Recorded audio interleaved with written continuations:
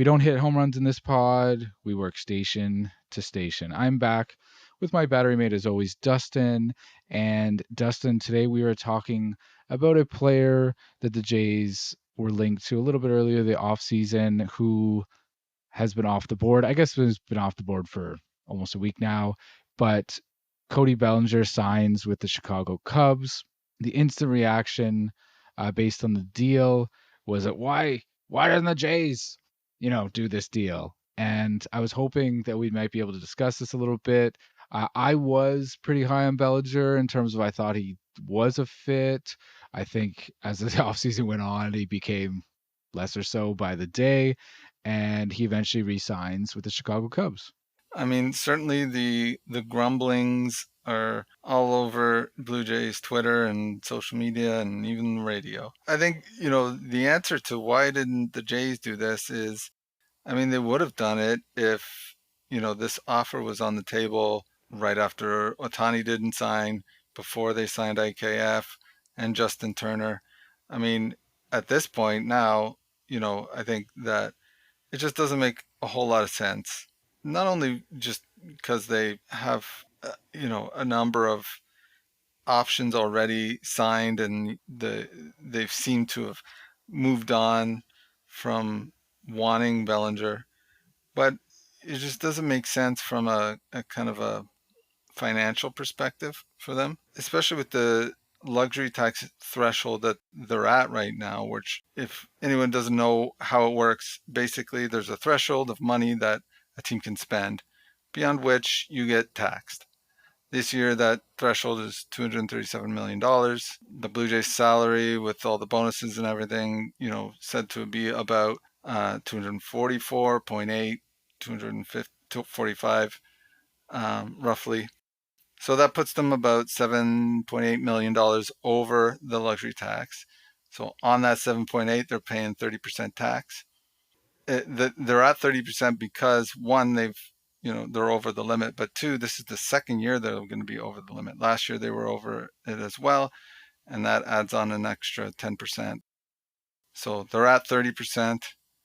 There's another threshold that if you go over 20 million over that threshold, so basically if their salary reaches over $257 million, then there's another 12% added onto that 30% tax. Which all that means is that if they were to sign Cody Bellinger, his contract for this year was $30 million. That would put them way over that limit. Not only would it cost them the $30 million, but it would cost them another 42% on top of that. For the deal that it was, which is like a 3-year deal, paying that much more per year for him, without those guarantees, with all the opt-outs that he has, and the likelihood that he's just gonna, if he has a good year, then leave. It just doesn't make financial sense. I don't think it made financial sense to sign Bellinger in December or January. I think Scott Boras was looking for an absolute albatross of a contract that a team was going to take on. And that's not to say Cody Bellinger isn't a good player. I think I was looking up some rankings, and like he's still, top 10 center fielder, probably top 10 at first base. He runs the bases well. He's Gold Glove. But there is some unknowns in terms of post shoulder injury. What is he going to look like? Is he going to be the high average uh, guy that and I guess lower exit velocity, which is everyone's big concern? Um, is that the kind of player he's going to be and still hit 20 plus home runs? Not bad. Is that a player that's worth over 200 million? Oof, I don't know about that. My reaction when he signed with the Cubs, which was, I think it was last weekend now, and I texted you and Rob. The reason the Jays didn't sign him for this is because the Jays weren't in it at this point, right? And I think that's because, as you touched on, it just doesn't really make sense with the players they brought in. On top of, most Toronto sports fans and Jays fans are not speaking in the terms that you just spoke of like, basically, I think essentially they'd be paying $40 million for Cody Bellinger. Is that essentially what you're suggesting? Yeah, close to it. I mean, 30 million plus a 42% tax on basically every dollar that you're paying him because it's all, in that over percentage. I mean, it's not exactly that, but I mean, like Cody's not seeing the 40 million, but No, but essentially you're paying Aaron Judge's contract essentially to bring him on, even though, that's what it's going to cost the team, essentially. And Cody Bellinger's not Aaron Judge. the deal that the Cubs got like has opt outs after year one and year two. And so if he has a good year, which I mean you hope for, that's why you're signing Cody Bellinger to have a good year with you, then he's just gonna like be like, well, I had my good year. Now's my opportunity to get back on the market and get my $200 million that I wanted last year. See ya, Jays. Thanks for nothing. Why would we do that? Why would we pay that much, go way over the threshold for a guy that's probably going to just leave if he has a good year. And if he doesn't have a good year, then you're paying him another $30 million, $40 million next year, and that's going to limit you in being able to sign Bo and Vladdy and any other free agents. Next year's free agent class is going to be a little bit better than this year's. On top of all that, there's some risk. Like you said, Cody Bellinger, he's a good player. I think most teams want him on their roster. He's in the top 10 of center fielders for sure. He has had some down years. He's one of these guys. I mean, if he was on the team, we'd probably have talked about him in our, buy, sell, hold conversation that we had last time. So, man, I just think it doesn't make a lot of sense for a number of reasons. If this deal was on the table, again, before they signed IKF, before they signed Turner, of course the Jays would have done this, but the deal wasn't on the table. The deal at that time was probably north. I'm hearing it was north of 200 million. Yeah, I hear that part of the reason why a lot of Scott Boras's clients aren't signed yet is because he was just like, way out to lunch in terms of his asking prices for these guys. I don't know if that's true or not, but who knows? He's now suggesting, he's talking about irregular markets and uh he's suggesting that there's, things going on and, owners are, I guess, I don't think he said the C word, collusion, but he's suggesting that something, things are going on that his clients are not getting what he thinks they deserve. And I don't know, like, is Cody Bellinger a $200 million player? I don't think so. In fact, I think a lot of the sites that do, they do those computerized predictions. Like, I think the kind of 180, I think it was. I don't know how many years, but it's like 170, 180 was what these sites were, running their computer models and what was coming out. And I don't think that's terrible. Like, I think he made 18 and I think his option was 25. So he's still getting a nice handsome raise. But he has, as you said, opt-outs after every season. And I don't think we actually mentioned, but it was a 3-year, $80 million deal. First year 30, then an opt-out, second year 30, then an opt-out, and then the final year is, I think you said 20 off off air, but it doesn't make sense for the Jays. They weren't. It's not like I don't. This isn't an Otani situation where like you know Boris was using the Cubs like, hey, Toronto, are you want to pay this? No, I don't think Toronto was even talking to him at that point, and I think it was over. It was done and dusted, and I think Bellinger probably wanted to stay with the Cubs. That makes the most sense for him as a player.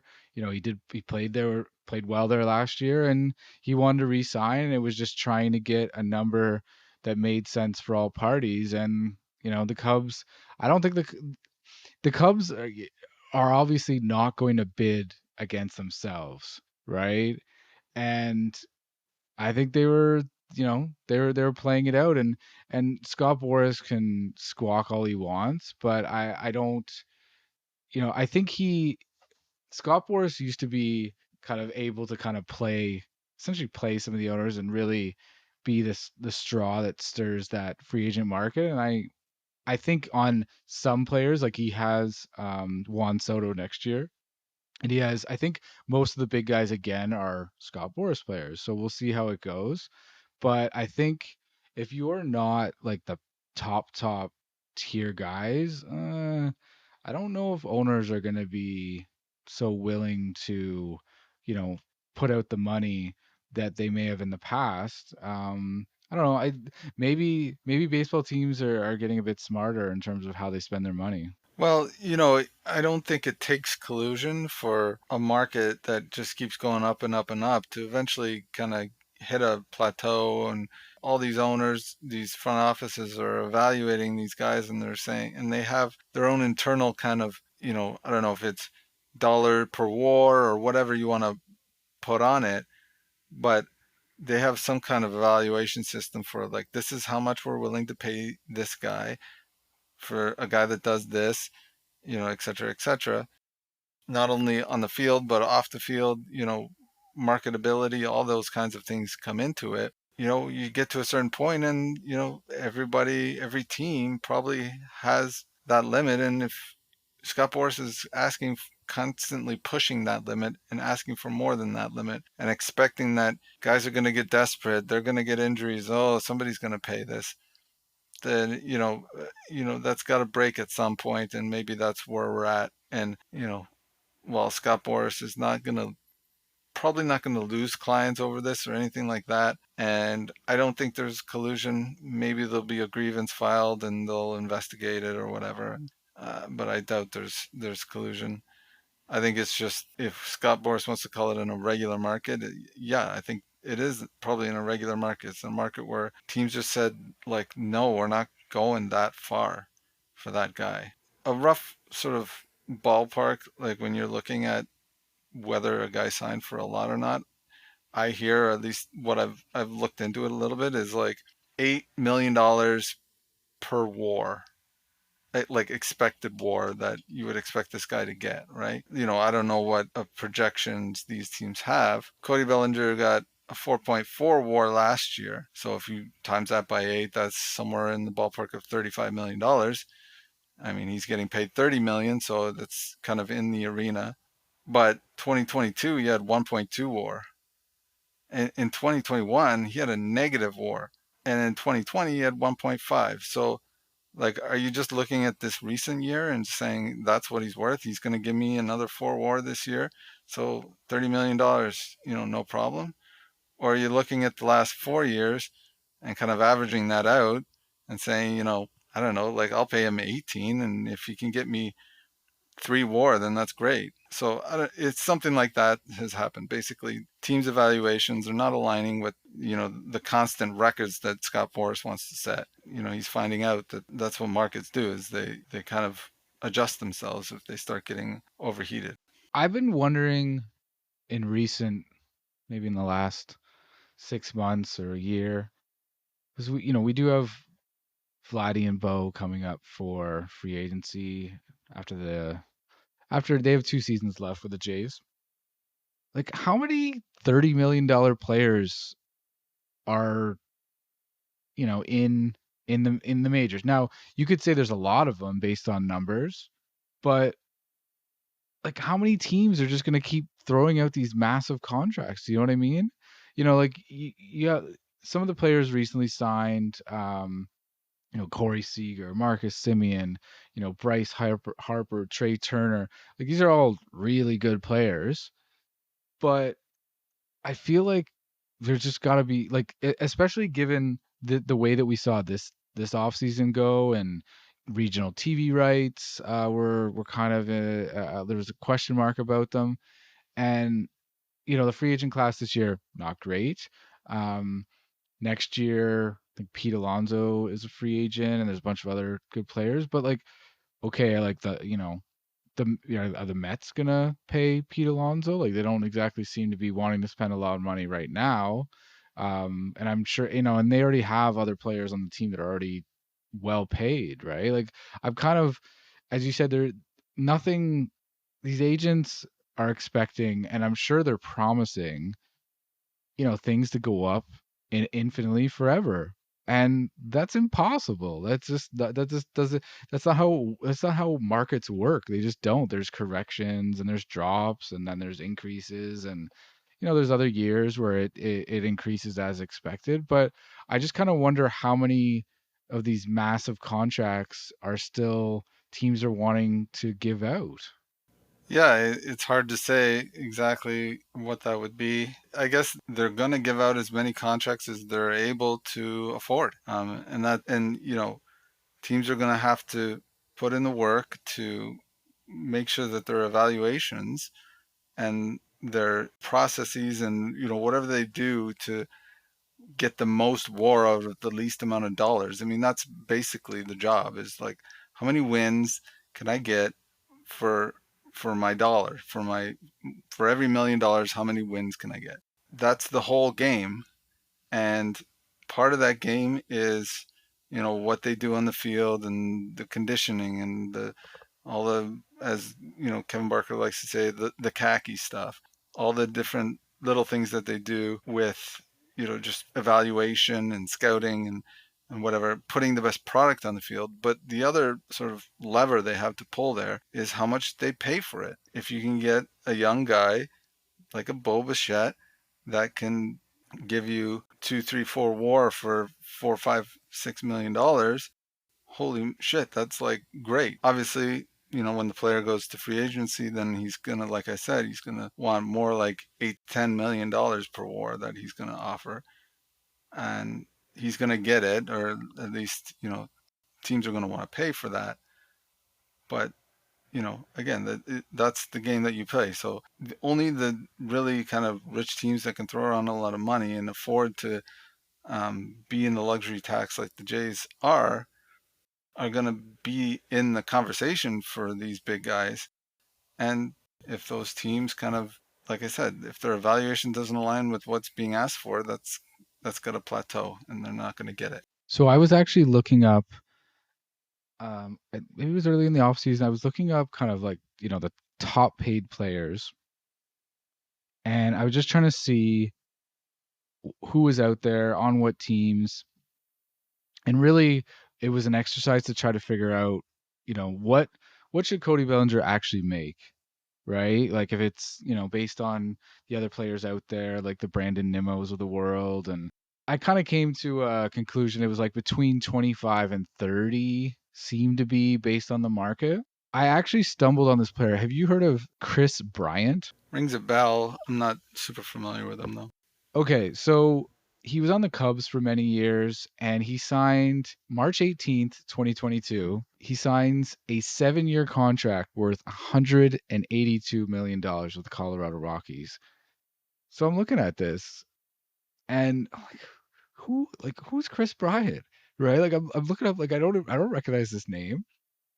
And you know why I don't recognize him is because since he signed with the Colorado Rockies, he has a net WAR of point 0.3.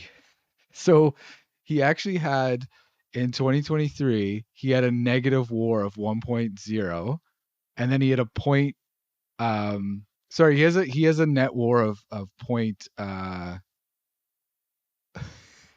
below, actually below, he's a below average player, and he's making $26 million, Dustin, a year. And this is why I just this doesn't seem sustainable. It just doesn't seem sustainable. I think you have players that, the Bo Bichettes. I think Pete Alonso, he's a really good first baseman. But I just think you have players out there that are just worth more. Like what happens, like Ronald Acuna when he becomes a free agent, right? Juan Soto is going to be a free agent next year. He's probably going to get some. They're talking about $500 million is what Juan Soto is going to command because he's so young and so good.